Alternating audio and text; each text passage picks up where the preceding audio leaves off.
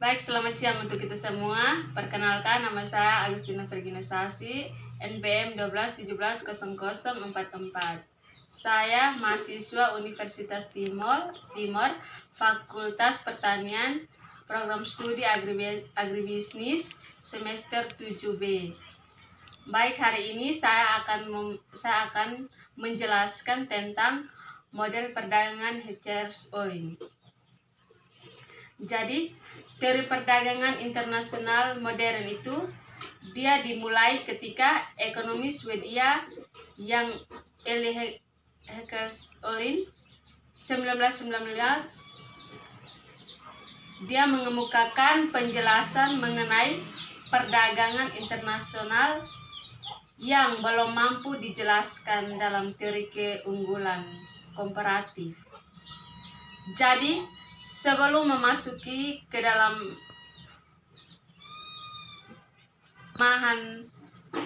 teori klasik yang modern sekarang muncul, perdagangan internasional itu dia terjadi karena adanya perdagangan dalam eksplisit yang dinyatakan antar negara. Namun, teori ini tidak memberikan penjelasan mengenai penyebab perdagangan produktivitas tersebut. Tetapi, teori Hertz-Ohlin kemudian mencoba memberikan penjelasan mengenai penyebab terjadinya perbedaan produktivitas tersebut. Jadi, teori Hertz-Ohlin dia menyatakan bahwa penyebab perbedaan produktivitas karena adanya jumlah atau proporsi faktor produksi yang dimiliki oleh masing-masing negara, sehingga dia menyebabkan terjadinya perbedaan harga barang yang dihasilkan. Oleh karena itu, teori modern Hertz-Ohlin disebut sebagai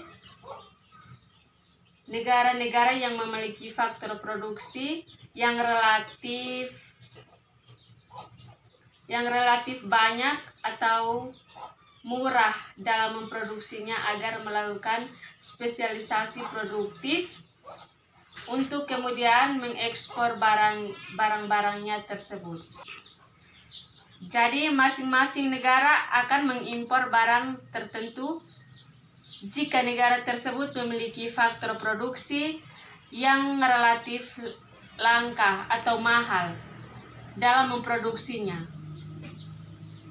Jadi, analisis teori Hertz mengemukakan dua kurva. Yang pertama itu kurva Isokors, yaitu kurva yang melukiskan teori biaya produksi sama, serta kurva Isoquid yang melukiskan tentang teori kuantitas produk yang sama.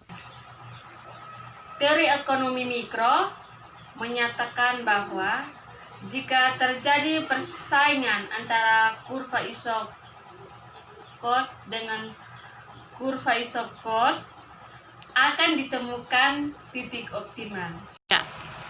Sehingga dengan menetapkan biaya tertentu, suatu negara akan memperoleh produk maksimal, atau sebaliknya dengan biaya yang minimal, suatu negara dapat memproduksi sejumlah teori produk yang tertentu.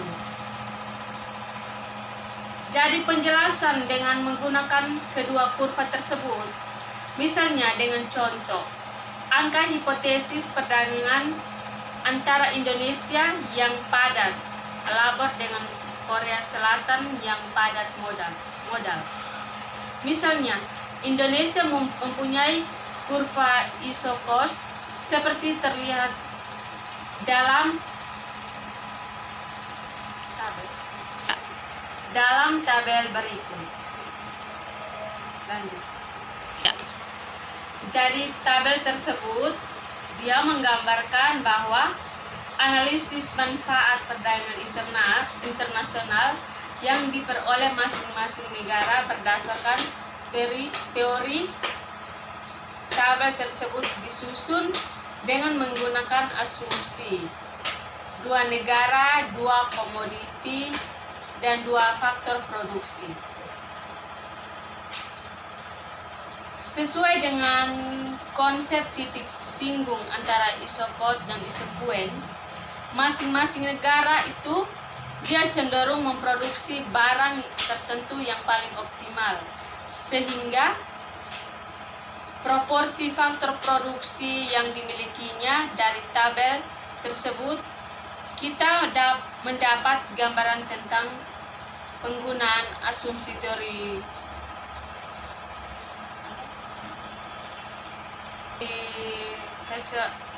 Heckers-Ohlin.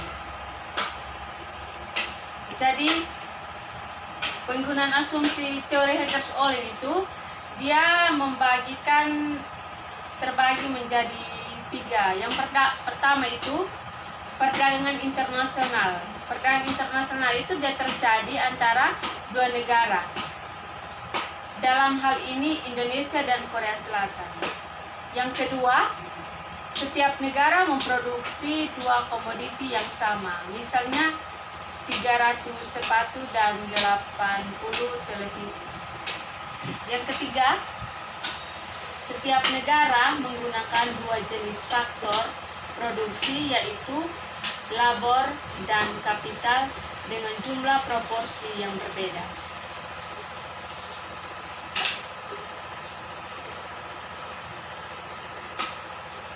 Jadi kita akan melihat gambar perbedaan harga faktor produksi tersebut.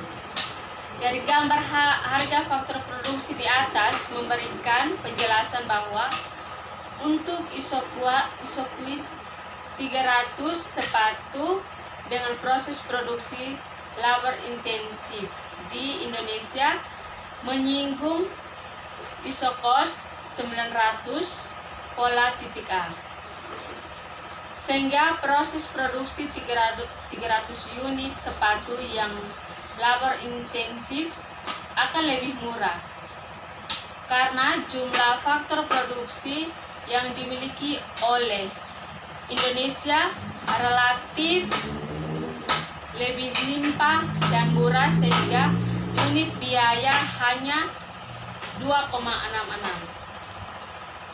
Sebaliknya di Korea Selatan dia memiliki 300 sepatu dengan proses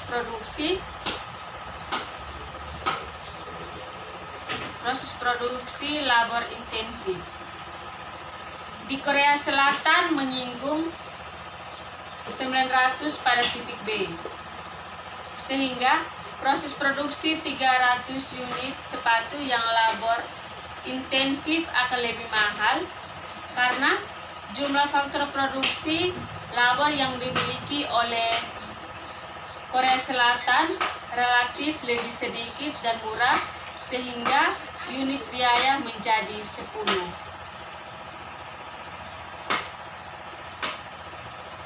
Sedangkan kondisi sebaliknya untuk Isokuen 900 unit televisi di Indonesia menyinggung Isokos 900 pada titik C, sehingga proses produksi 90 unit televisi yang kapital intensif akan lebih mahal. Mengapa? Karena jumlah faktor produksi kapital yang dimiliki oleh Indonesia relatif lebih langka dan mahal, sehingga unit biaya menjadi lebih dari 10. Sebaliknya di Korea Selatan itu Isoquitnya 90 televisi dengan proses produksi kapital intensif. Di Korea Selatan itu dia menyinggung Isokos 800 pada titik D, sehingga proses produksi 90 unit televisi yang kapital intensif akan lebih murah. Mengapa? Karena jumlah faktor produksinya itu yang dimiliki oleh Korea Selatan itu dia relatif lebih sedikit dan murah, sehingga unit biayanya menjadi 88.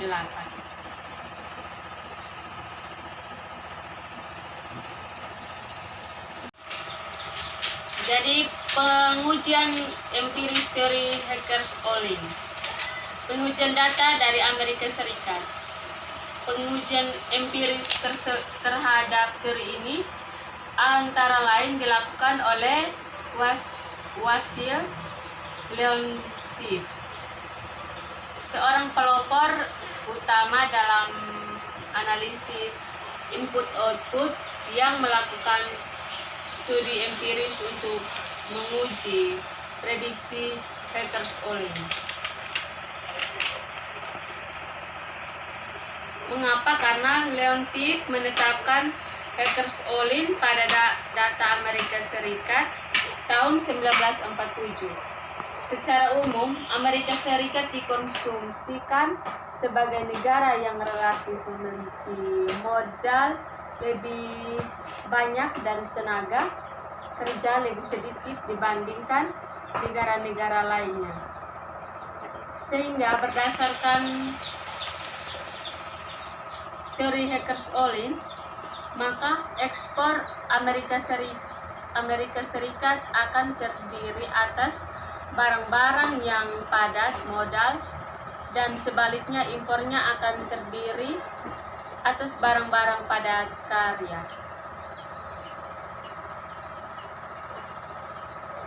Pada pengujian diperoleh ternyata Amerika Serikat cenderung ekspor produk padat tenaga kerja dan impor produk padat modal.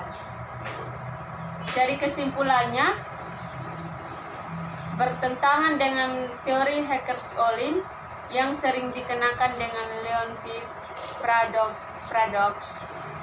Tetapi munculnya paradoks tersebut menurut beberapa ekonomi dapat disebabkan keterbatasan metodologi dan kelemahan analisis. Selain ada beberapa faktor yang mendukung terjadinya paradoks tersebut, maka antara lain misalnya pada tahun 1947 terjadi Perang Dunia Kedua, sehingga keadaan pada saat itu belum dapat mewakili kondisi perdagangan Amerika Serikat secara umum dengan tepat. Sehingga menurut beberapa ahli ekonomi, perdagangan dapat terjadi karena beberapa sebab utama berikut. Jadi yang pertama itu adanya intensitas faktor produksi yang berkebalikan. Yang kedua itu perbedaan dalam keterampilan dan human capital. Penjelasan lain menyatakan bahwa penemuan Leontief tidak sepenuhnya bertentangan dengan teori Hackers-Ollin. Mengapa? Karena ekspor Amerika Serikat yang pada karya labor intensif tersebut sangat logis. Amerika Serikat itu merupakan negara yang mempunyai banyak tenaga kerja terdidik dibandingkan dengan negara lain, sehingga ekspornya lebih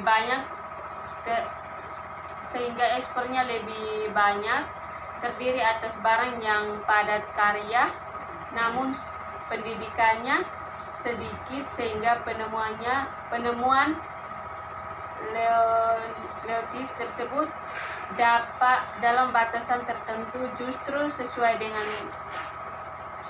dan mendukung teori Hackers-Ollin. Jadi pengujian data banyak negara. Pengujian dilakukan dengan menggunakan data dari berbagai negara. Studi terpenting yang pernah dilakukan antara lain itu Harry Bowen dan Edward Leamet dan Leo Schwartz. Mereka menyatakan bahwa perdagangan barang secara tidak langsung merupakan perdagangan faktor produksi, sehingga kita akan menemukan negara yang akan melakukan ekspor terhadap produk yang faktor produksinya relatif melimpah, dan begitu pula sebaliknya. Dari sampel 27 negara dan 12 faktor produksi yang diujinya oleh Bowen dapat dihitung oleh rasio faktor. Setiap faktor produksi suatu negara terhadap penawaran dunia.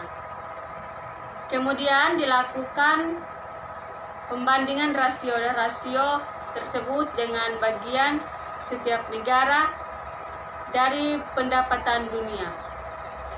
Jadi mereka itu menyatakan jika teori faktor produksi benar, maka sesuai negara akan selalu ekspor barang yang bagiannya melebihi bagian pendapatan, dan sebaliknya. Kenyataannya adalah 2-3 faktor produksi diperdagangkan kurang dari 70% yang sesuai dengan arah yang telah diprediksikannya. Hasil ini mendukung paradoks Leontief yang ditingkatkan dengan lebih luas, bahwa perdagangan sering tidak berjalan sesuai dengan yang diprediksikan oleh teori Hecker's-Ohlin.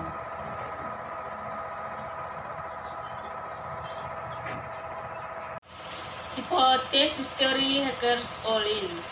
Sebelum melakukan kritik terhadap teori Hecker's-Ohlin, di bawah ini akan dikemukakan hipotesis yang telah dihasilkan oleh teori Hecker's-Ohlin. Antara lain, yang pertama itu produksi barang ekspor di tiap negara akan naik, sedangkan produksi barang impor di tiap negara turun.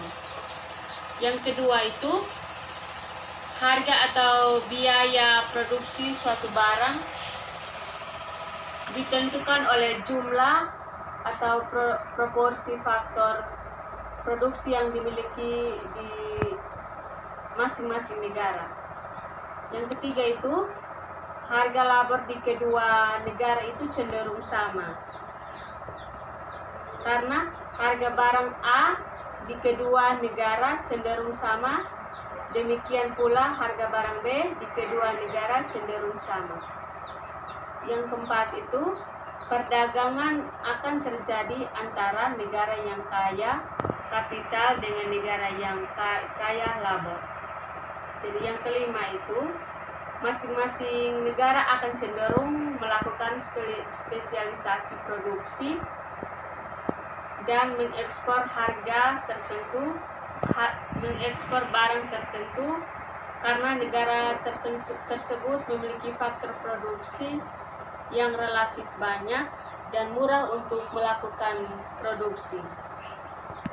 Sehingga negara yang kaya kapital, maka ekspornya padat kapital dan impornya padat karya. Sedangkan negara kaya labor, ekspornya padat kaya dan impornya padat kapital. Jadi kritik terhadap hipotesis yang dihasilkan teori Hecker's-Ohlin itu merupakan penyempurnaan dari teori perdagangan internasional sebelumnya. Mengapa? Karena teori Hecker's-Ohlin sudah melakukan pengendaraan atau pengurangan asumsi, namun masih belum sempurna. Jadi dikemukakan kajian terhadap hipotesis yang telah dikemukakan oleh yang pertama, berdasarkan teori Heckers-Ohlin, perbedaan harga barang sejenis dapat terjadi karena adanya perbedaan proporsi atau jumlah faktor produksi yang dimiliki masing-masing negara dalam memproduksi barang tersebut. Karena apabila jumlah atau proporsi faktor produksi yang dimiliki masing-masing negara relatif sama, maka harga barang sejenis akan sama pula sehingga perdagangan internasionalnya sulit terjadi. Yang kedua itu, faktor yang ada dalam dunia nyata menunjukkan bahwa walaupun jumlah atau produksi faktor produksinya dimiliki masing-masing negara relatif, namun sama sehingga harga barang jenis relatif sama, ternyata perdagangan internasionalnya telah tetap dapat terjadi. Yang ketiga, teori Heckers-Ohlin masih merupakan teori perdagangan internasional komparatif statistik, sehingga asumsi klasik dan neoklasik yang menganggap bahwa hampir semua besaran variabel dalam perekonomian adalah statistik, tidak berubah, akan berubah atau diasumsi Econews. Perubahannya ditentukan oleh luar model. Padahal faktor yang terjadi adalah terjadi perubahan secara terus-menerus pada variabel dan perubahannya terjadi di dalam model karena kondisi menyebabkan aplikasi teori Heckers-Ohlin itu menjadi terbatas atau tidak dapat diterapkan secara umum. Oleh karena itu, teori hanya dapat menjelaskan terjadinya perdagangan antara negara yang kaya tenaga kerja dengan negara yang kapital, di mana hanya merupakan sekitar 40% dari volume perdagangan dunia.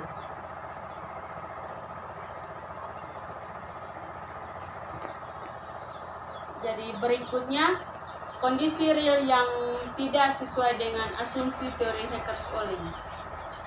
Berdasar beberapa kondisi faktor terkini yang tidak sesuai dengan asumsi teori Heckers-Ohlin, sehingga perlu adanya perbaikan. Jadi antara lain, yang pertama itu kondisi permintaan dan penawaran komoditas perdagangan senantiasa mengalami perubahan karena variabelnya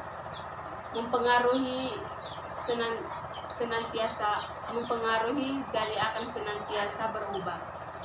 Jadi yang kedua itu, teori perdagangan terbaru menyatakan bahwa pengetahuan adalah variabel penentu keputusan perdagangan dan investasi. Jadi yang ketiga itu jumlah dan kualitas faktor produksi dan teknologi perubahan dari waktu ke waktu. Jadi yang keempat itu variabel ongkos transportasi diperhitungkan.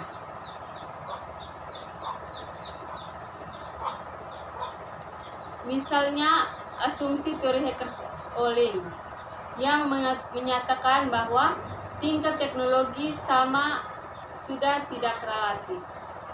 Mengapa? Karena hal ini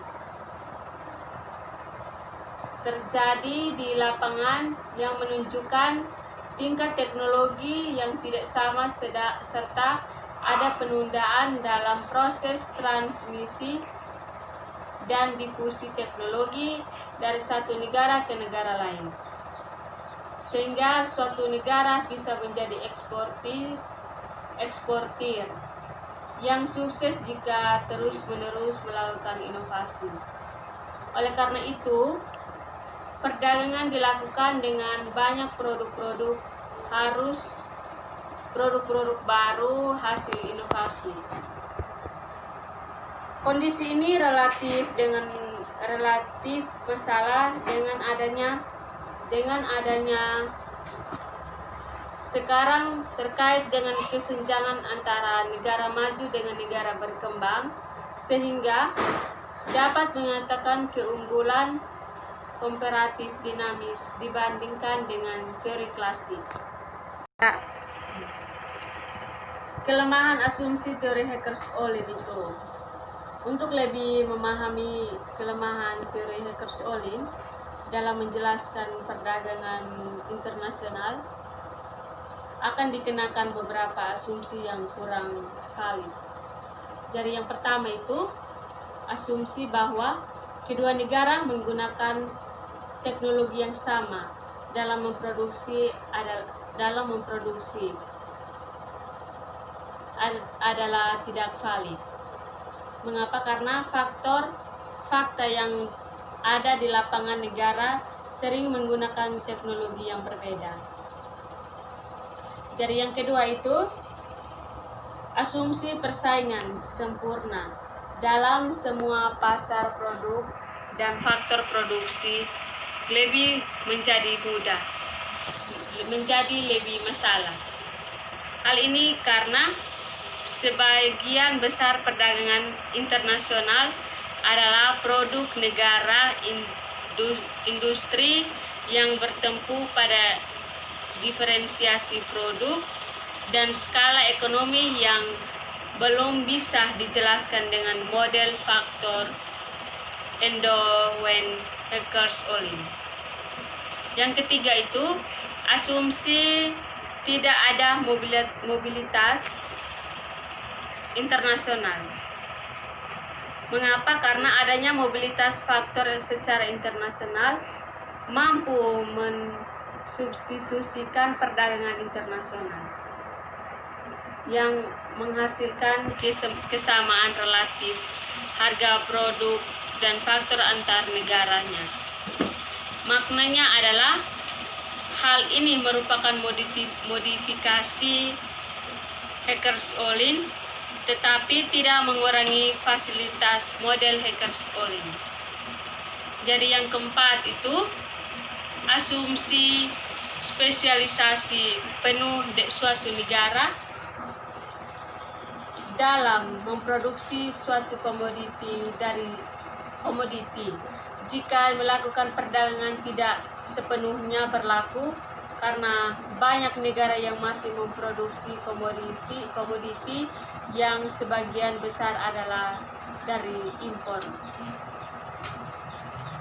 Adanya asumsi spesialisasi penuh yang menyaratkan komoditi diproduksi dengan komodisi yang berbeda. Namun sebelumnya perdagangan internasional tetap dapat dilaksanakan walaupun kedua negara identik dalam berbagai hal.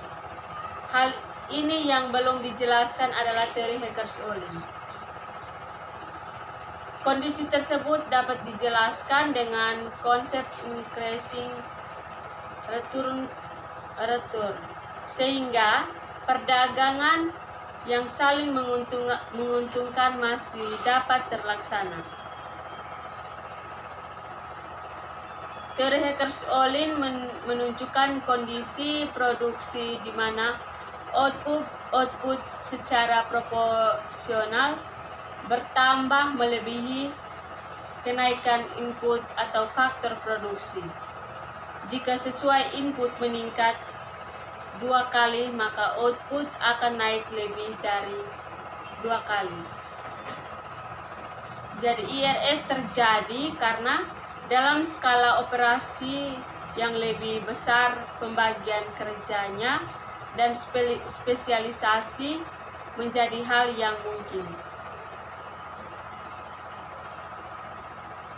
Jadi dari gambar di bawah ini akan menunjukkan bahwa perdagangan internasional yang saling menguntungkan dapat dilakukan berdasarkan IRS.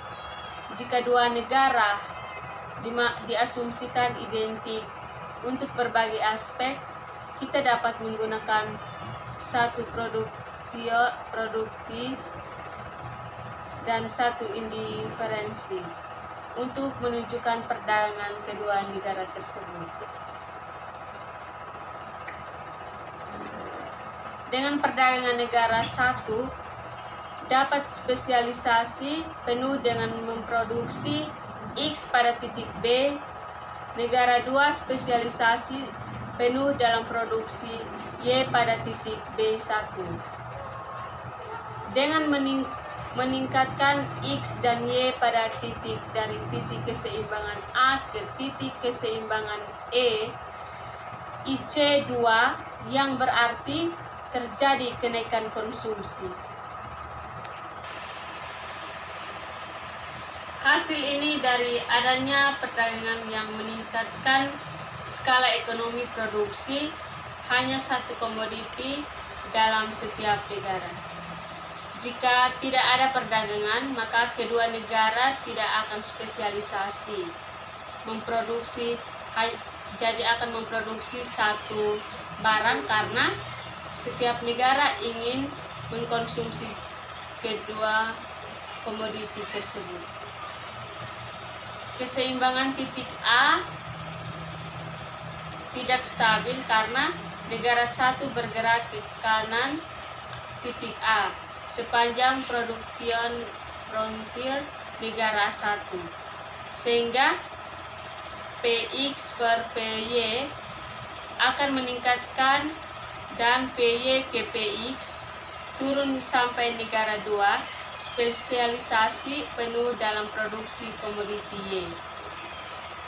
Hal ini penting, yang harus diperhatikan adalah bahwa dua negara tidak perlu identik dalam berbagai hal untuk melakukan perdagangan yang saling menguntungkan dengan IRS.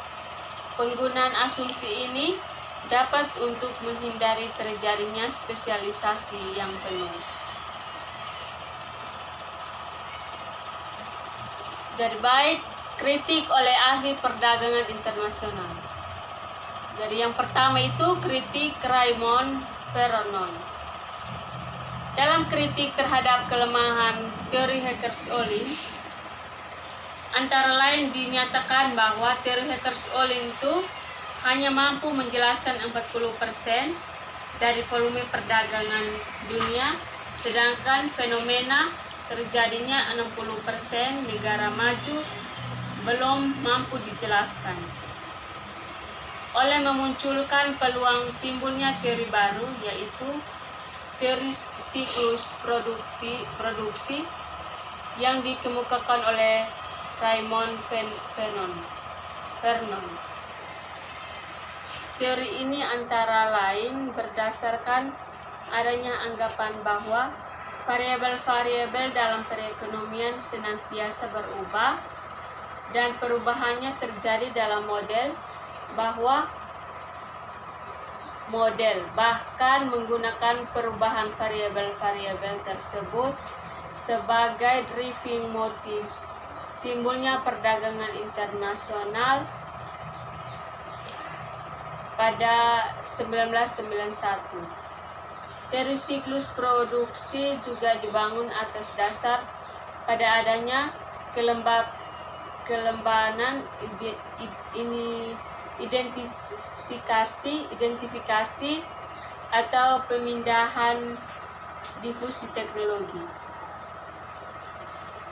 Teori ini memperhatikan siklus hidup produk baru dan dampaknya terhadap perdagangan internasional.